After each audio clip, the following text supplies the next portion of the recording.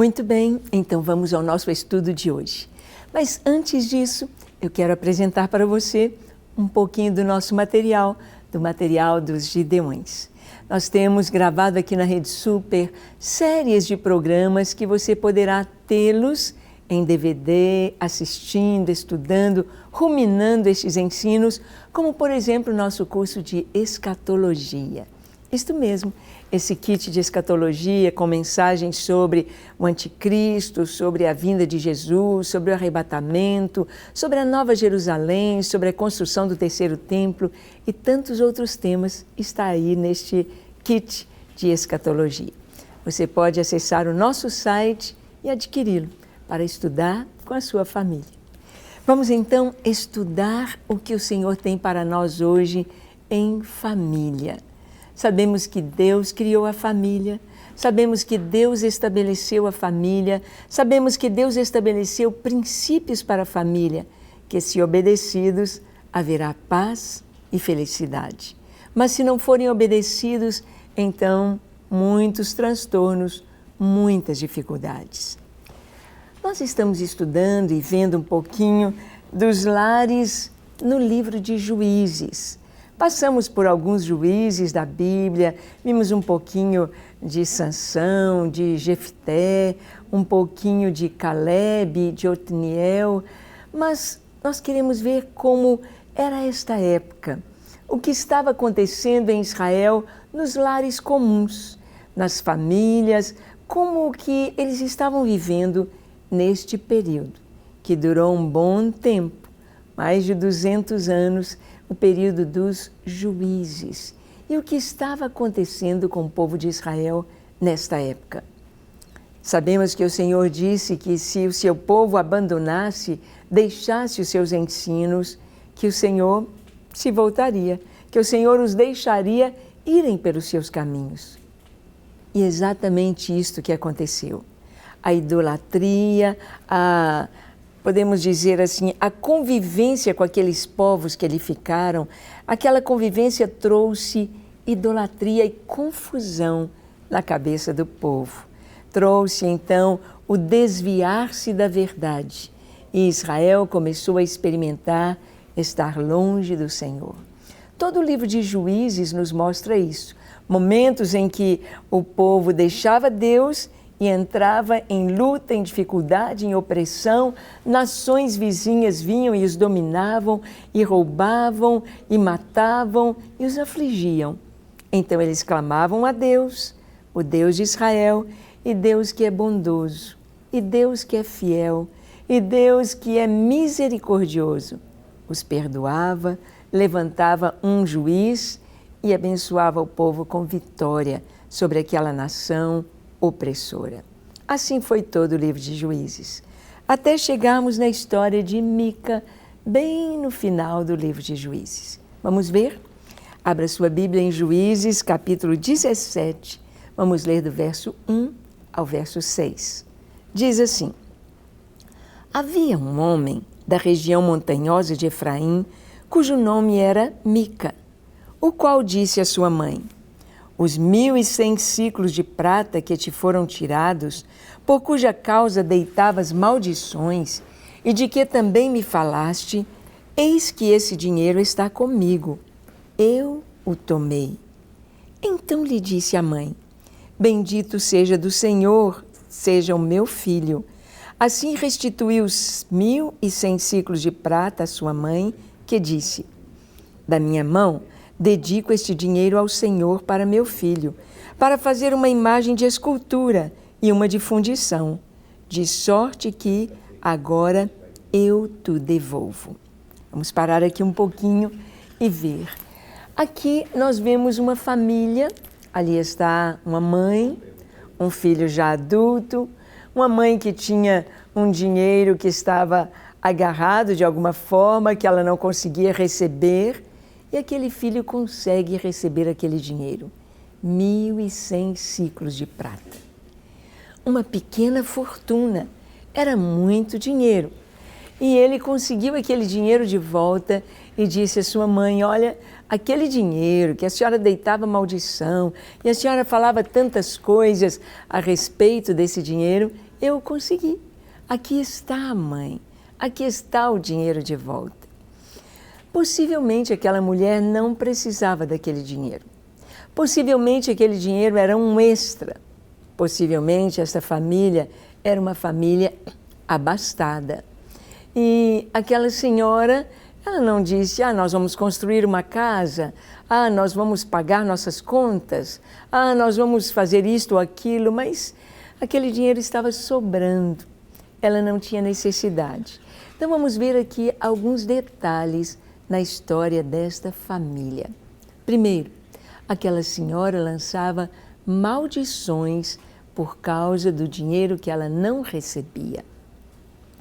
Há quantas pessoas têm uma causa na justiça, ou têm um dinheiro que não receberam, ou alguma coisa que aconteceu e que elas estão com o dinheiro retido por algum motivo.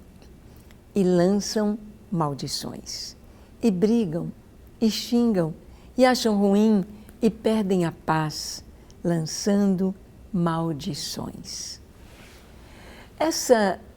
Esse costume ou esta experiência tão negativa de lançar maldições vem de corações amargurados, vem de corações impacientes, vem de corações que não descansam no Senhor, porque a murmuração, a reclamação, a impaciência demonstra exatamente que o coração não está ancorado em Deus, não está firmado no Senhor.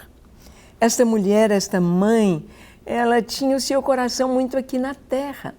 Seu coração era muito preso às coisas, tanto que ela lançava maldições por um dinheiro que estava difícil de receber. Não sei como é você, não sei como você está diante de necessidades ou mesmo de uma causa na justiça, ou um dinheiro que não sai, ou alguma opressão de alguma forma financeira. Qual é a sua atitude? Uma mãe, um lar que amam o Senhor em primeiro lugar, confiam nele e esperam nele e têm um coração agradecido. Um coração agradecido independente das circunstâncias. Um coração cheio de paz, independente das circunstâncias. Como é importante a gente ter paz em toda e qualquer situação. Como é importante a gente saber que mesmo que as coisas faltem, o Senhor está conosco. Ele não nos deixará, mas Ele nos sustentará. Deus, Ele faz infinitamente mais além de tudo que pedimos ou pensamos. Conhecemos histórias de pessoas que foram até torturadas por serem cristãs. Mas Deus estava de tal forma ali com aquelas pessoas, como na história de Ivan Moiseev, aquele jovem que fazia parte do Exército Vermelho, teve a sua experiência com Cristo na Rússia comunista, que não tolerava os cristãos, que não permitia aos cristãos compartilhar a sua fé e nem mesmo viver a sua fé. Ivan foi torturado por causa do nome de Jesus. E eles então o deixaram vários dias com fome, vários dias sem lhe dar comida alguma, mas Deus o sustentava. A palavra de Deus e a presença do Senhor sustentavam Ivan. Fizeram vários experimentos com ele, coisas terríveis, colocando seus pés em baixíssimas temperaturas para que sua perna pudesse perder totalmente a vida, ser amputada. E de uma maneira sobrenatural, o corpo dele continuava perfeito, apesar das torturas. E a ponto deles desistirem de fazer qualquer coisa com ele. Ele veio a morrer por causa de Cristo, mas Deus ali o sustentava. Quando nós passamos por alguma circunstância difícil, mas nós cremos no Senhor, nós cremos no seu poder, então nós descansamos. Descansamos no seu amor, descansamos na sua bondade, descansamos em Deus. E Ele vem ao nosso auxílio, pois a Sua palavra nos diz que o Senhor é o nosso refúgio e fortaleza. Ele é o nosso escudo, Ele é o nosso socorro bem presente na angústia e na tribulação. Então, quando experimentamos crer e confiar, não há lugar para murmuração, não há lugar para maldição. A boca do crente, do cristão, nunca vai pronunciar maldição sobre as pessoas. Pelo contrário, a benignidade, que é um fruto do Espírito, é falar bem daqueles que nos fazem o mal, daqueles que falam mal a nosso respeito, daqueles que nos caluniam, daqueles que nos perseguem. Benignidade, falar bem, desejar do profundo do coração o bem para estas pessoas. Então já encontramos aqui que a mãe de Mica era uma senhora que não conhecia Deus. Talvez ela tivesse um coração religioso, porque olha o que ela diz ao seu filho: de minha mão dedico este dinheiro ao Senhor para meu filho, para fazer uma imagem de escultura e uma de fundição, de sorte que agora eu te devolvo. E em seguida diz a palavra: porém, ele restituiu o dinheiro à sua mãe, que tomou 200 siclos de prata e os deu ao ourives, o qual fez deles uma imagem de escultura e uma de fundição. E a imagem esteve na casa de Mica. E assim este homem, Mica, veio a ter uma casa de deuses, fez uma estola sacerdotal de ídolos do lar e consagrou a um de seus filhos para que ele fosse por sacerdote. Naqueles dias não havia rei em Israel, cada um fazia o que achava mais reto. Diz aqui que ele restituiu o dinheiro à sua mãe, a sua mãe deu o dinheiro ao ourives para que fizesse uma imagem de fundição, para que fizessem ali uma imagem para ser adorada, venerada, reverenciada, cultuada. Nós vemos aqui a idolatria já no coração desta mulher, dizendo: olha, eu quero imagem de fundição, uma de fundição e uma imagem de escultura. A de fundição, de metal, vai ao fogo. A de escultura é esculpida ou na pedra, ou ela é moldada do barro, do gesso. Uma imagem de escultura e uma de fundição. E ela usou o nome de Deus aqui. Dedico este dinheiro ao Senhor. Uma total falta de entendimento a respeito do Deus de Israel. Pois o Senhor, quando deu seus mandamentos a Moisés, no segundo mandamento ele diz: não farás para ti imagem de escultura, nem semelhança alguma do que há em cima nos céus, nem na terra, nem debaixo da terra. Não te encurvarás a elas, nem as servirás ou as adorarás, porque eu sou o Senhor teu Deus. Sou Deus zeloso, que castigo a maldade dos pais nos filhos e nos filhos dos filhos, até a 3ª e 4ª geração. Se tem algo que Deus especificou de uma maneira muito clara, foi a respeito da idolatria para o seu povo. Ele disse: vocês não devem fazer imagem de escultura, não vão esculpir anjos, o que há lá nos céus, nem de pessoas que já morreram e que estão lá nos céus com Deus. Não vão fazer imagens de escultura, nem de Jesus, nem de Maria, nem de anjos. Não fazer imagem do que há no céu, nem na terra e nem debaixo da terra. Debaixo da terra sabemos que é uma alusão às entidades inferiores, às entidades malignas do mal, a Satanás e seus demônios. Não farás para ti imagem de escultura. E o Senhor diz bem claro: vocês não vão prestar culto, nem vão se curvar diante dessas imagens, porque eu sou o Senhor teu Deus, sou um Deus zeloso. Essa expressão zeloso é a mesma palavra de ciumento. Deus tem ciúmes de nós. Não ciúme uma expressão negativa, aquele ciúme doentio, aquele ciúme que é total falta de confiança, mas o ciúme que é um zelo, um cuidado. Deus, Ele nos quer para si e somente para si. Por isso a palavra nos diz que Ele é um Deus zeloso. Um Deus zeloso, e Ele diz: eu visito a maldade dos pais nos filhos e dos filhos até a terceira e quarta geração. Ou seja, a idolatria é algo que vai arraigando nos corações. Por isso o inimigo trabalha tanto com a idolatria, porque ela traz uma cegueira espiritual. A pessoa não consegue enxergar a verdade. Deus, em toda a essência, em toda a maravilha da sua essência, Deus é Espírito. Espírito pessoal, eterno, grande, imenso, onipotente, onipresente, onisciente é o nosso Deus. Este Deus tremendo, cheio de atributos tão maravilhosos como verdade, amor, justiça, bondade, fidelidade, soberania, graça.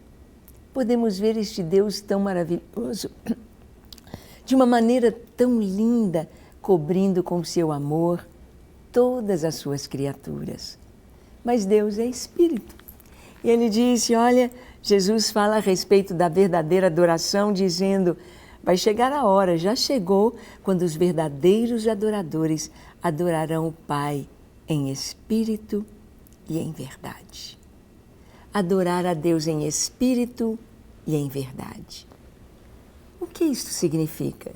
Significa adorar ao Senhor em espírito é contemplá-lo tal qual Ele é, em toda a sua grandeza, em toda a sua perfeição, em todo o seu amor, em toda a sua majestade.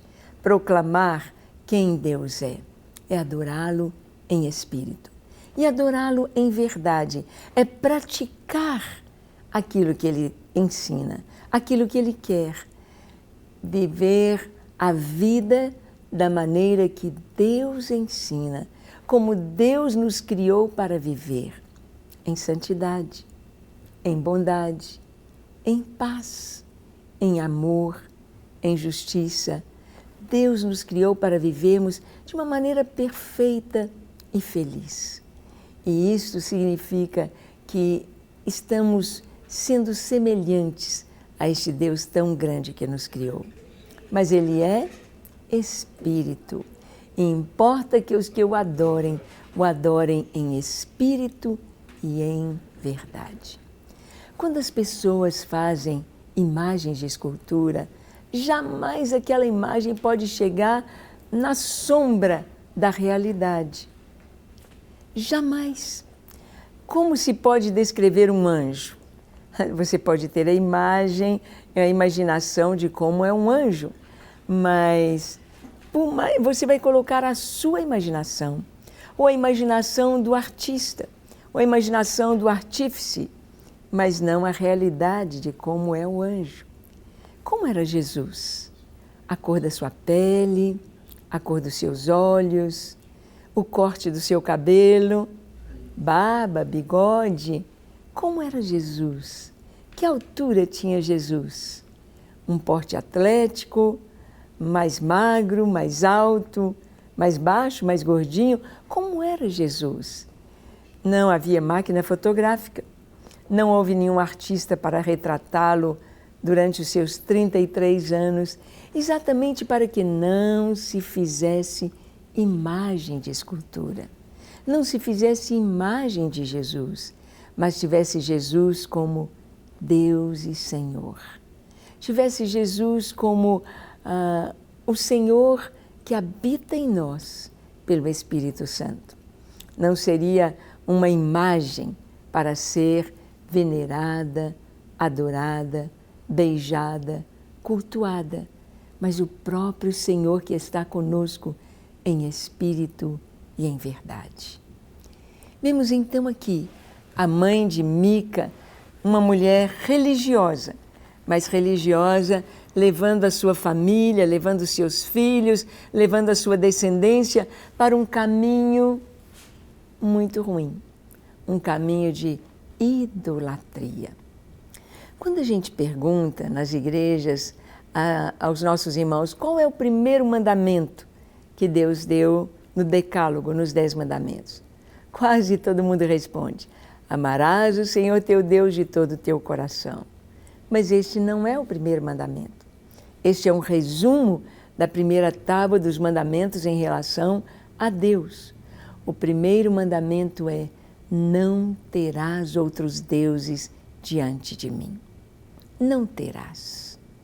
A mãe de Mica estava dizendo: olha, nós vamos honrar o Senhor. Mica não tinha conhecimento nenhum da palavra de Deus, tanto que ele fez um dos seus filhos como sacerdote, sendo que os sacerdotes eram da linhagem de Arão, e eram os descendentes de Arão que seriam os sacerdotes e o sumo sacerdote, e os outros levitas estariam servindo no templo. Mica não entendia, porque aqui diz que Mica era da região de Efraim, não fala que ele era um levita, mas ele fez um dos filhos dele ser sacerdote. Que capacidade, que conhecimento esse filho tinha para ser um sacerdote? Que experiência com Deus ele tinha? Nenhuma, como seu pai. Então era um culto idólatra, então era um caminho idólatra, mas um caminho de família. E temos muitas famílias assim hoje, que os seus avós, tataravós dizem: olha, nós nascemos nesta religião, vamos morrer nesta religião e pronto. Trazem sobre sua descendência algo tão difícil, algo tão terrível, que é a falta do conhecimento de Deus. Mas o Senhor nos traz a sua luz, nos traz a sua palavra, para que nós possamos adorá-lo em espírito e em verdade. Vamos fazer isto agora? Vamos adorar este Deus maravilhoso e que você possa remover do seu coração e da sua casa tudo que Deus, daquilo de que Deus não se agrada, toda idolatria, toda imagem, e adorar o Senhor em espírito e em verdade. Feche seus olhos, curve a sua fronte, se for possível, se ajoelhe e ore comigo dizendo assim: Senhor, eis-me aqui em Tua presença. Eu abro o meu coração para Ti, Jesus, e Te peço, lava-me completamente, purifica-me de todo pecado, de toda iniquidade, dá-me um coração puro na Tua presença e encha-me do Teu Espírito Santo. Perdoa, Senhor, os meus pecados, lava-me completamente, a mim e a minha casa. Dá-nos um coração puro e reto na Tua presença. Eu me entrego a Ti para ser Teu, hoje e sempre. Te entrego, Jesus, a minha casa, meus filhos, minha descendência, que o Senhor cuide, que o Senhor nos use para glorificar o Teu nome. Abençoa-nos, Senhor. Eis-nos aqui. Amém. Pai, nós oramos também pelas pessoas que nos assistem e que necessitam de cura. Sejam curados agora. Necessitam de libertação. Sejam libertos agora de todo o poder das trevas e experimentem Teu amor, Tua bondade e Tua paz. Que a Tua paz, que excede todo entendimento, guarde cada coração das pessoas que nos assistem, a cada um o Teu Espírito Santo guarde em paz na Tua presença, com a Tua salvação e o Teu amor. Em nome de Jesus. Amém, amém e amém. Para receber todas as novidades do canal, inscreva-se e, se curtir o vídeo, clique em gostei. Aproveite para acompanhar a Rede Super nas redes sociais.